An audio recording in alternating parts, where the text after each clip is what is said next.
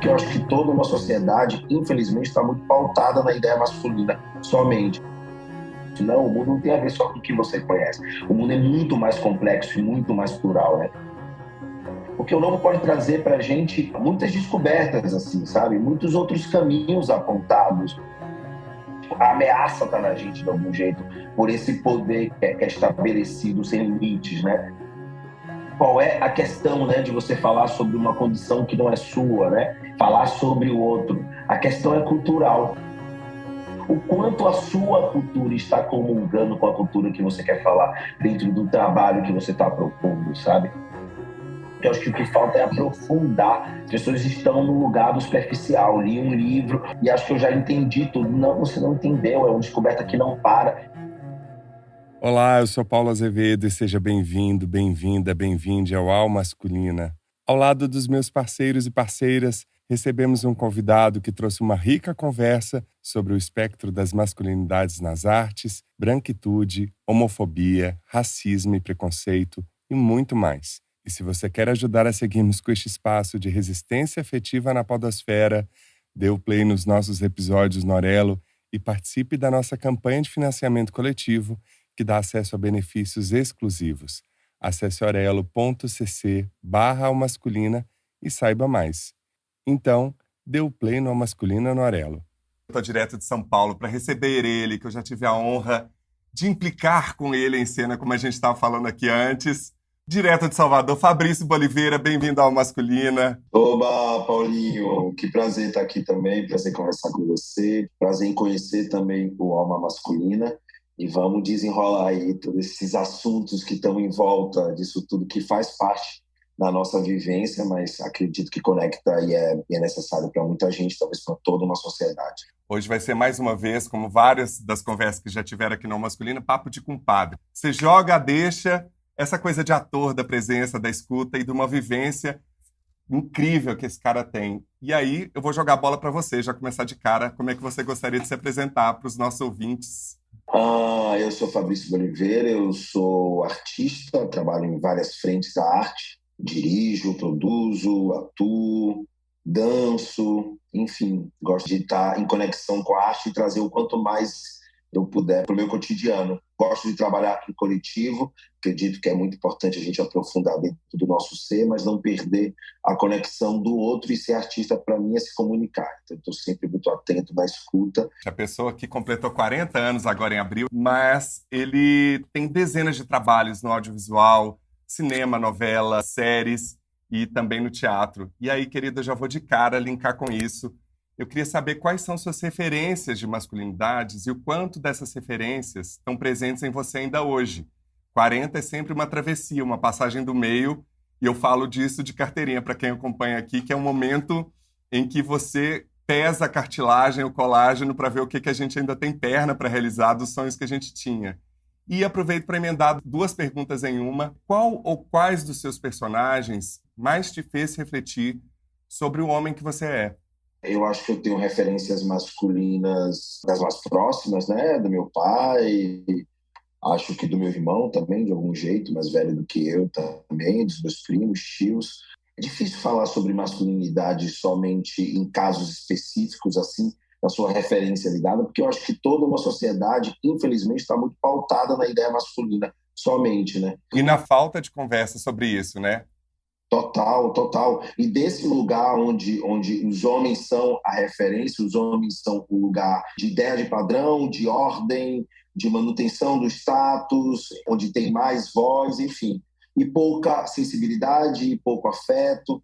Me veio muito um tio meu tio Geraldo, que eu acho que era minha referência de homem mais novo, completo, assim, né? Assim, era meu tio mais novo, que virou a minha referência, e ele era um cara muito interessante, assim, que estava ratificado no lugar do masculino, mas eu sentia que ele tentava quebrar de algum jeito com isso, sabe? Então eu acho que eu fiquei muito com esse cara na minha mira, assim. Era um cara que malhava, né? Tinha essas coisas de produto e tudo, assim, para poder malhar, de coisas naturais. De algum jeito estava cuidando muito do corpo, que eu acho que é uma coisa do masculino hoje, mas naquela época, década de 80, acho que era muito novo esse homem que usava um shortinho curto para malhar, preto, que cuidava do corpo, que cuidava dos sobrinhos e que tinha a coisa natural da alimentação para os sobrinhos também. Então a gente ia para casa da minha avó e ele morava com ela e a gente tinha esses cuidados dele, assim, sabe? Esse pensamento do autocuidado, que eu acho que, de algum jeito, falta muito no nosso espaço masculino, né? E não era só na alimentação, era um cara vaidoso, que tinha uma conexão com ele e com o cuidado dele, sabe? Muitos produtos, enfim. Era um tio bem interessante, assim, porque era um tio gato mais novo, sabe? Então, de algum jeito, era uma referência que a gente tinha, que era diferente dos nossos pais e tios mais velhos, né? Uma geração que já dava mais um passo sobre esse universo masculino. Eu acho que eu fiz um personagem no filme Tungstênio, que era um cara que eu achava ele um merda, assim, sabe? Sabe você fazer um homem merda? Eu falava que ele era tipo um homem tóxico geral, assim, total, sem salvação. Era o Richa, era um policial de cabeça quente e que tinha uma relação meio abusiva com a companheira, e tinha uma relação muito violenta entre os homens. E eu até tentei catucar uma coisa nele, assim, sabe? Logo no início, mas era muito forte para os homens daquele set, sabe? Eu comecei a insinuar que nesses espaços dele de explosão de violência contra um menino, que era um personagem chamado Caju, mesclava um lugar de violência com tesão. Então eu ficava tentando vasculhar, porque eu achava que não tinha um porquê esse cara estar o tempo inteiro apertando esse menino, sabe? Entrando num lugar que era desconhecido para ele. Eu achava que explodia para esse lugar, sabe? Que eu acho que tem a ver com essa violência extrema. Eu acho que muitas vezes essa violência extrema está ligado com desejo. Com o contrário. Então eu tentava vasculhar, ele foi muito forte para os homens do set. Então eu dizia que ele era Vitória, né? Aqui da eu sou Bahia, né? Entre os times de futebol, falando aí sobre masculinidade geral. Né? Estereótipo de masculinidade geral, futebol é quase um estereótipo disso, né? O masculino hegemônico tem um time de futebol. E eu sou Bahia, e eu dizia que ele era Vitória, que é tipo o cara todo errado. Isso num cara errado é o Richa. E eu trazia isso para ele também. Difícil, porque eu geralmente, quando eu faço um personagem que ele vem um pouco mais carregado de tintas e de alguma coisa, eu vou tentando criar algum espaço de respiração sobre isso. É quase como se a gente tivesse alguma reflexão sobre, é como ele pudesse avançar dentro disso que está apertando ele, sabe? O que está pressionando ele e ele não percebe, mas eu dou para ele a possibilidade de dar uma respirada, de pensar sobre. Esse era quase impossível. Esse cara estava totalmente amarrado nesse espaço masculino e o filme de uma substância que chama tungstênio, que é a substância que precisa de maior grau de temperatura para mudar de estado.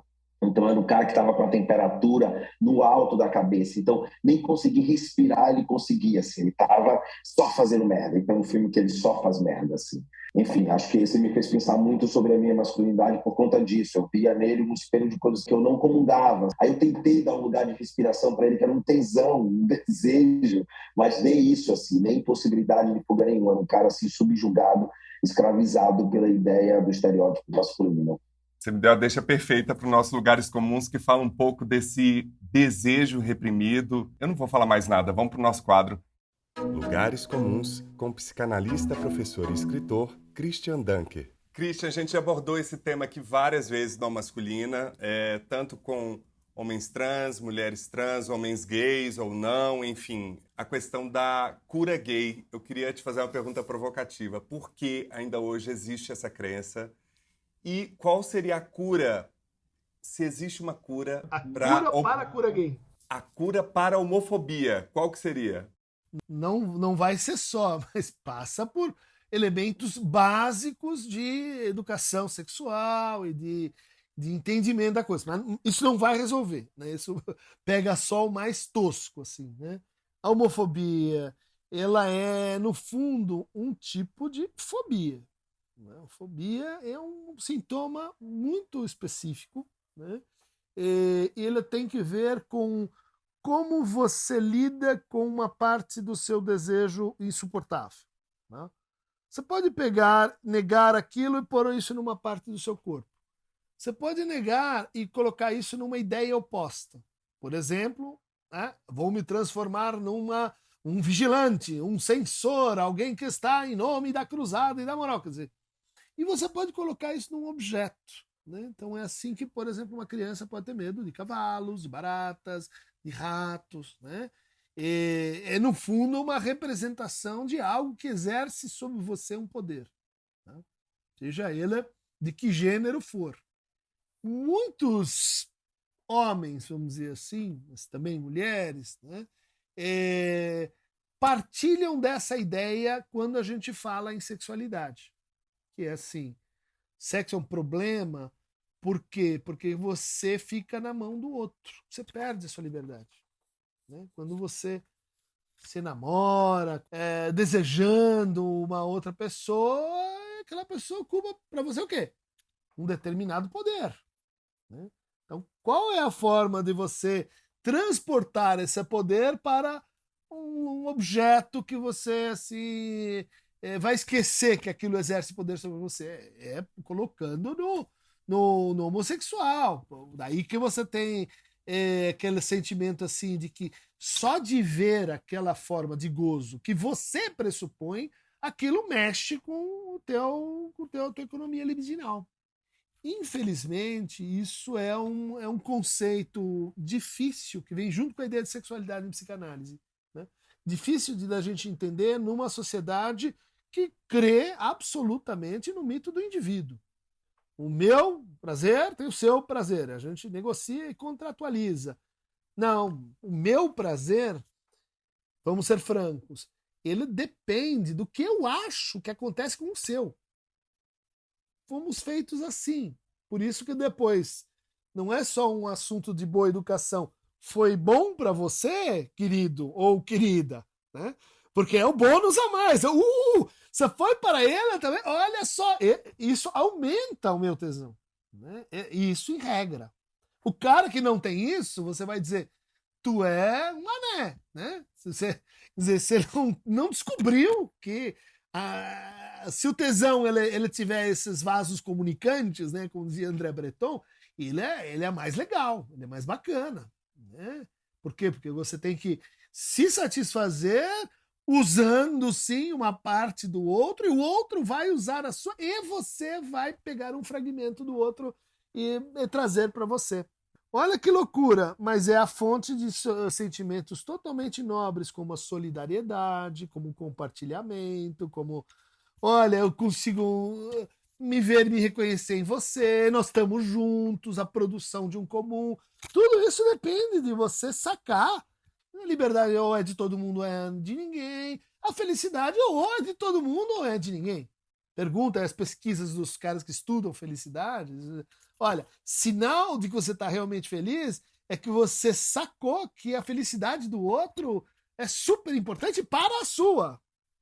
Só o idiota pensa isso na chave de é egoísta ou altruísta? Não! Não, isso é o excesso de indivíduo na sua cabeça. Agora, você pega então o sujeito que tem essa atitude excessivamente, né, reduzida, individual, e põe ele diante de um casal gay que causa nele uma coisa. Por quê? Porque está na fantasia, porque aquilo me afeta, porque aquele prazer ele entra em mim. O vaso comunicante não é só que vai, ele vem também. Né? A única coisa que o cara pode fazer é começar a perseguir, falar mal, quando não agredir, porque ele está tentando controlar o seu desejo no objeto. Exatamente como a criança que teme a barata, o rato ou o cavalo. Usa lá o que é perigoso para fora, daí tá lá no outro como objeto, e o outro não vem para cima de mim. É, no fundo, uma teoria muito rudimentar, é muito maltrato para tua economia libidinal. Então, a gente tem que se acostumar com as narrativas gay, lesbiana, trans, na cultura. Tem que assistir aquele filme na sala de aula, né? Não vamos lá assistir o Darwin, a Revolução. Cadê o filme gay? Tem que estar lá. Não, mas isso aí vai influenciar os meus filhinhos. O pai homofóbico, a mãe homofóbica. Eu não quero. Tem que ter a discussão mais aberta sobre sexualidade, tem que ter rodas de conversa. Muito da homofobia tem um cruzamento com um outro quadro que a gente chama de paranoia sistêmica. Não é só que é gay, é perigoso, vai me atacar, vai vir para cima das minhas crianças, vai vir para cima do meu casamento, vai querer dar em cima de mim. Olha só, né? Que ideia horrível, né? De onde poderia vir essa ideia de que ele quer pegar você, do seu inconsciente, E é o que é óbvio, mais né? assustador, porque toda cultura é binária e é heteronormativa. Todos os referenciais, né, a grande maioria do entretenimento, das novelas, dos filmes, dos livros, as narrativas são de um príncipe encantado que desperta a princesa. Isso nunca tornou uma pessoa que é homossexual em hétero, né? Por que que o inverso aconteceria? Pelo contrário, né? Exatamente. São séculos, né, de batendo equivocadamente numa tecla e formando, né, relações de poder, sistemas de família, né? Eu acho que todo mundo tinha que ler uma versão, vamos dizer assim, popular do Gênero da Dádiva, que é um texto de uma antropóloga chamada Marlene Stratton, que estudou a formação de gênero e sexualidade de várias comunidades da Melanésia, Polinésia. É um sistema onde as pessoas se tornam homens e se tornam mulheres dependendo do que elas estão fazendo. Você não sabe se tem um homem ou uma mulher olhando como a gente faz. Ah, bati o olho, é um homem, porque tem barba e tal, né? Cabelo assim é um homem. Não!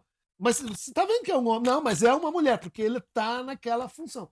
Concordo contigo, né? O binarismo continua ali, mas você tem uma plasticidade cultural, tem que ter mais aula de antropologia, não adianta.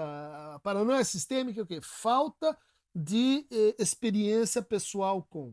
Muita gente nunca conviveu, nunca teve uma conversa, não sabe, né? É uma coisa que acontece lá longe. Essa foi a última participação do nosso querido Christian Dunker aqui no nosso quadro Lugares Comuns. O que você pescou pra gente, Fabrício? Cara, tanta coisa, muito legal. Acho que ratifica um pouco o que eu comecei falando ali sobre o desejo, o medo, que é o inverso do desejo, coisas que você não consegue lidar, que está projetado no outro sobre si, né? Ele fala muito bem sobre isso, né? Que a realização, a felicidade advém de dois, né? E de como a gente joga a nossa ideia de prazer, de sexo e tudo para esse outro diferente e que tem a ver com tesão, né? Eu fico falando muito sobre a atração, né? Se alguma coisa te chama o olhar ou alguma coisa te faz parar onde você está dentro do espaço, isso pode te criar muitas sensações, mas a número um é que você se atraiu por aquilo, né? Número um. E aí, esse novo, né, que te aparece, ele pode provocar em você muitas, né, muitas relações de acordo com o quão aberto você está às possibilidades de ser humano para além do seu ego. Né? Assim, muita gente fica ratificado nesse lugar do que eu conheço, achando que o mundo tem a ver com isso. Não, o mundo não tem a ver só com o que você conhece. O mundo é muito mais complexo e muito mais plural. Né? Então, quanto mais a pessoa está aberta à experiência do novo, como todas as experiências que a gente tem, de comer uma coisa nova, de comprar uma roupa nova que está fora do padrão do que você compra sempre, coisas simples, fazer uma aula de mergulho, enfim. Isso também está para o conhecimento das coisas novas, para além do julgamento. Então, quando não se tem, acha que isso ameaça coisas mais profundas em mim, para além de um saborzinho novo, aí a pessoa quer agir com violência, quer banir a existência daquilo, né? Que não tem a ver com você. Você que está projetando os seus medos, os seus desejos, as suas atrações naquela pessoa. Ela já vive independente de você. Então, eu sinto que tem uma coisa aí de ponto de partida que é para além do autoconhecimento que a gente tem que estar fazendo e correndo o tempo inteiro, e a partir daí se abrir para o conhecimento do outro, né? Porque quando a gente vê, a gente também tem tantas complexidades, tão quanto o outro tem, e aqueles vestígios, aqueles traços que você julga também estão em você. Quando você consegue observar isso, acho que as coisas já se acalmam muito mais, assim, né? Dentro dessa sua esfera, né? De pessoal e de coletivo.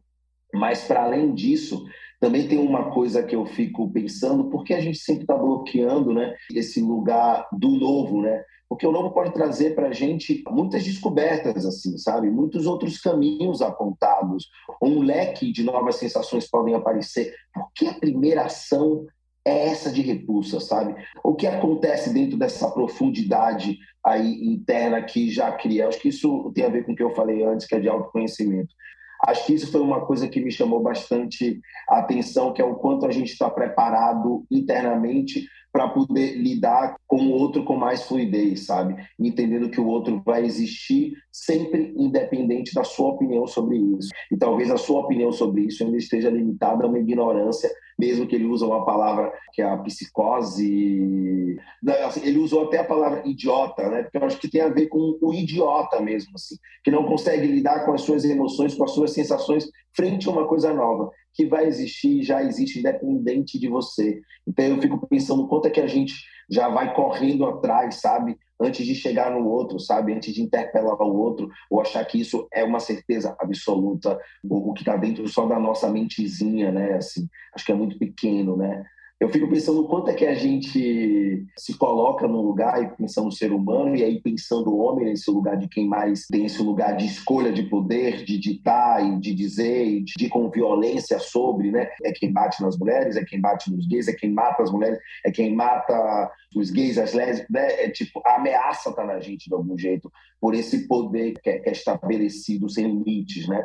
E por essa falta de autoconhecimento, né? Então, fico pensando dentro disso tudo o quanto é que nós corremos já, sabe, para estar mais preparados para essa troca, sabe? E correr é conhecimento, correr é troca. Se isso me causa algum tipo de sensação que eu acho que não é adequada, né? E é importante a gente entender também que adequado tem a ver quando a gente não interfere na vida do outro. Já perdeu o que é adequado socialmente, é quando eu interfiro dentro do outro sem a permissão dele.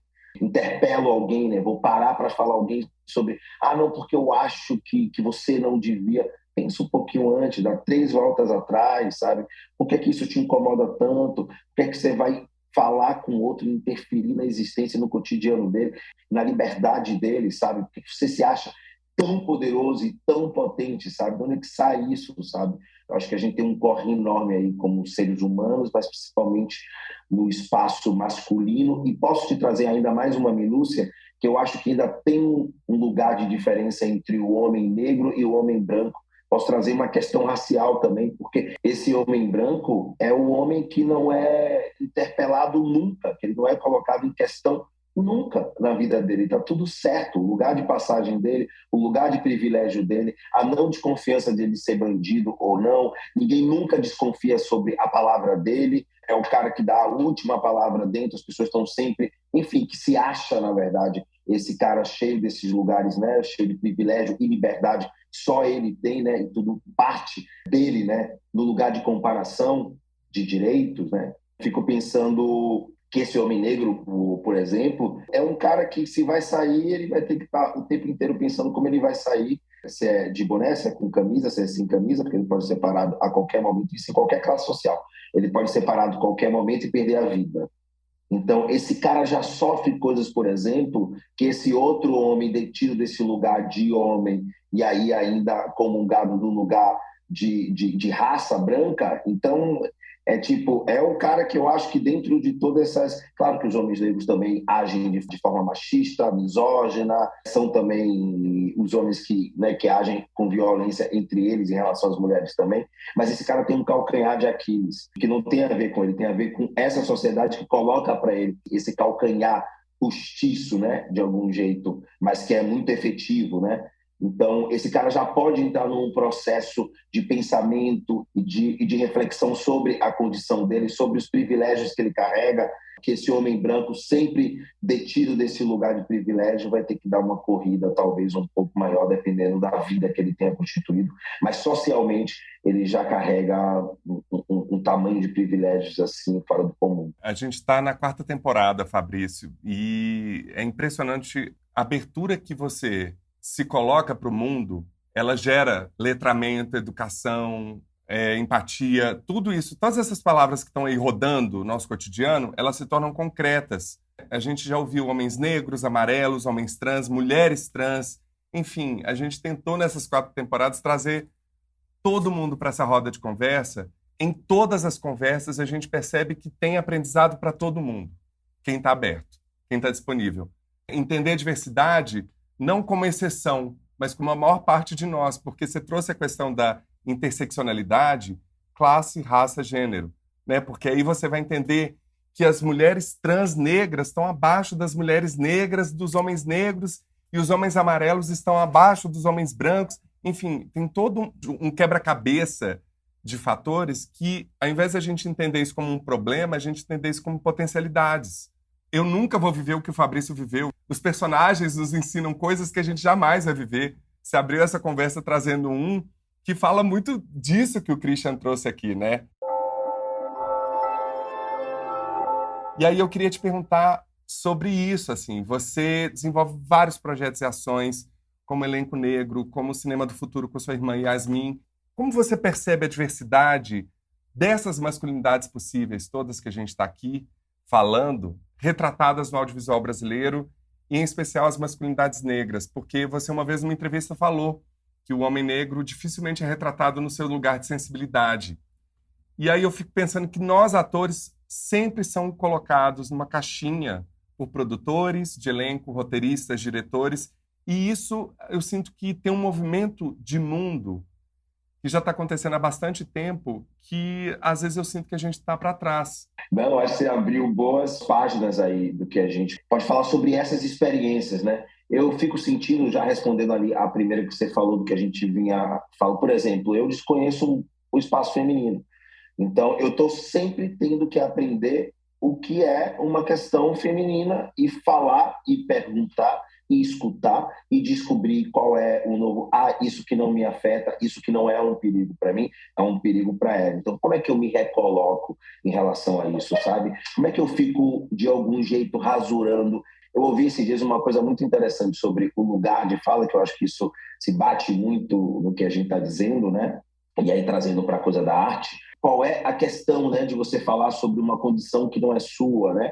Falar sobre o outro. A questão é cultural, não é nem só racial, de gênero e das diferenças que a gente tem. É cultural. O quanto você conhece da cultura desse gênero, por exemplo. Porque o gênero também traz uma cultura dentro daquilo, quando a gente pensa ele num coletivo, né? É sobre a sensibilidade, e a gente nunca vai perder a escuta e o aprendizado, porque não fala da gente, mas a gente pode falar, dependente da cultura que a gente tem sobre aquele assunto. Então, o quanto a sua cultura está comungando com a cultura que você quer falar dentro do trabalho que você está propondo, sabe? Que não parte de uma dor sua, por exemplo. Mas o quanto a sua cultura está envolvida com aquilo, realmente, o quanto as pessoas que fazem parte daquela cultura que você quer falar frequentam a sua casa, são suas amigas. Faz sentido você falar disso real, porque é dentro de um espaço que você está trabalhando. Os antropólogos, eles viajam, vão para um lugar, entram naquela rede, ouvem, escutam, anotam, trabalham a respeito daquilo, né? E esse é o nosso trabalho como artista também,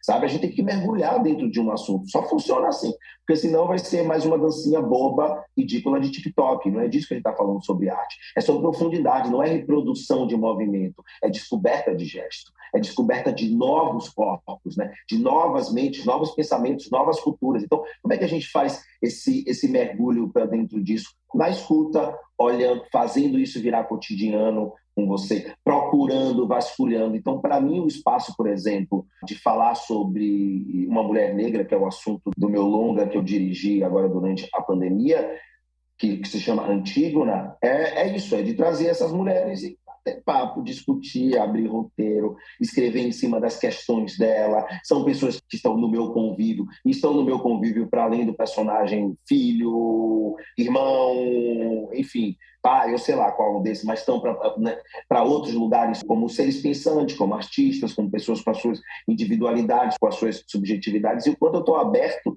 para ouvir e para trabalhar em cima disso. Não é um lugar que está dentro do meu corpo, né? Mas eu estou fazendo disso o meu espaço de cultura. Eu estou trabalhando, eu estou ouvindo, eu estou escutando. Então, o que eu tenho visto muito é que essas pessoas ainda estão nesses lugares de estereótipo ainda. Então, eu não conheço aquela cultura profundamente, mas eu imagino o que é importante para ela. Do meu apartamento do Leblon, em frente ao mar, eu imagino o que as pessoas estejam precisando dentro do Vidigal. Sorry, você imagina e isso fica restrito ao seu resultado, e talvez isso não seja comunicação / arte. Isso seja só as suas questões, que você pode chamar um bom terapeuta e tratar disso aí internamente, que eu acho que é seu pensamento, tentando fugas, tentando se descobrir a partir daí. Então, eu acho que o cinema ainda, e aí penso pelas últimas coisas que eu fui convidado agora para trabalhar, que chegaram em mim de roteiro, ainda é uma representação do que eles veem de homem negro e pau, sabe?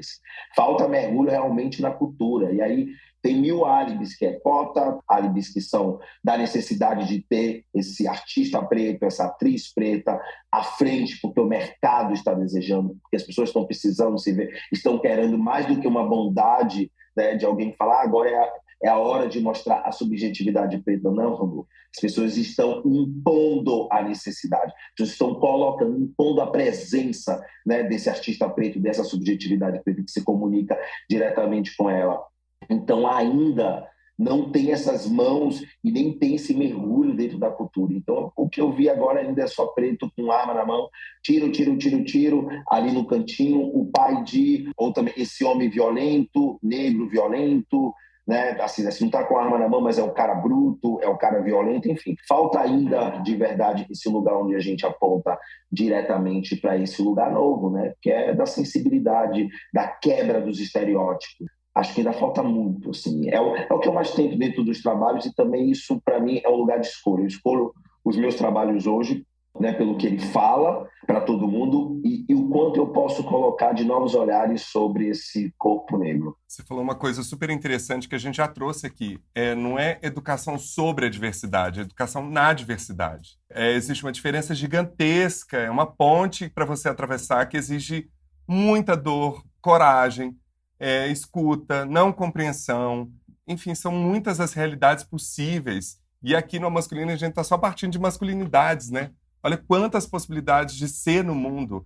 Eu acho que isso que é o mais legal, assim, também entender que existe uma diferença entre lugar de fala e lugar da fala. Nenhum dessas duas propostas vem como aprisionamento, mas sim como um despertar da curiosidade para entender um pouco pontos de vista diferentes, como você trouxe. Homens... E aprofundamento, né, Paulo? Que eu acho que o que falta é aprofundar. As pessoas estão no lugar do superficial. Li um livro, ou ouvi alguma pessoa, ou ouvi um post, e acho que eu já entendi tudo. Não, você não entendeu. É uma descoberta que não para. Eu nunca vou saber tudo que uma mulher passa. Nunca, e nem pretendo saber tudo.